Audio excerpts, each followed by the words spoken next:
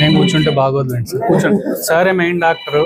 సార్నే వైద్యం చేసిన డాక్టర్ని మధ్యలో కూర్చోబెట్టడం మంచిది.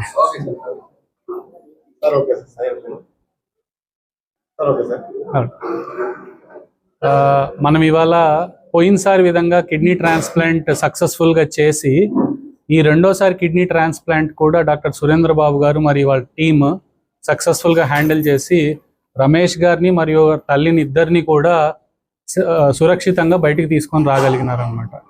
అయితే ఈ కిడ్నీ ట్రాన్స్ప్లాంట్ విశేషత ఏంటంటే ఈ కిడ్నీ ట్రాన్స్ప్లాంట్ చాలా రేర్గా జరుగుతుంది అనమాట.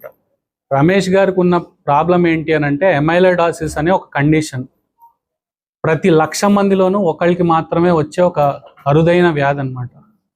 అయితే ఈ ఎమైలోయిడాసిస్లో ఉన్న కండిషన్ ఏంటంటే రక్తనాళాలు చాలా పల్సగా ఉంటాయి. సో ఈ పల్సగా ఉన్నప్పుడు రక్తనాళాలు కిడ్నీ మార్పిడి చేసినప్పుడు ఆ కుట్లు వేయడానికి కూడా చాలా ఇబ్బందికరంగా ఉంటుంది.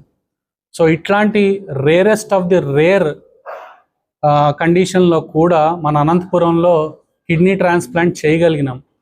రమేష్ గారు దాదాపు హైదరాబాదు, బెంగళూరుకు వెళ్ళి వచ్చిన తర్వాత మన దగ్గర ఫైనల్గా కిడ్నీ ట్రాన్స్ప్లాంట్ సక్సెస్ఫుల్గా అవుతా ఉంది, డాక్టర్ సురేంద్ర బాబు గారు బాగా చేస్తున్నారు అని తెలుసుకొని ఇక్కడికి వచ్చిన తర్వాత పోయినసారి మాదిరిగానే రమేష్ గారి పక్కనే ఉంటూ అనుక్షణం ప్రతి గంటకి కిడ్నీ ట్రాన్స్ప్లాంట్ తర్వాత తను ఎంత క్షేమంగా బయటకు వస్తారు అని పర్యవేక్షిస్తూ తను సేఫ్గా బయటికి తీసుకురాగలిగిన.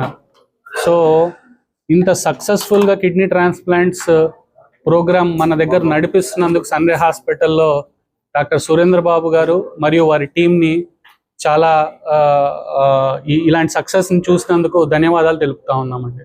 Thank you so much. Ramesh గారు పోయినసారి విధంగానే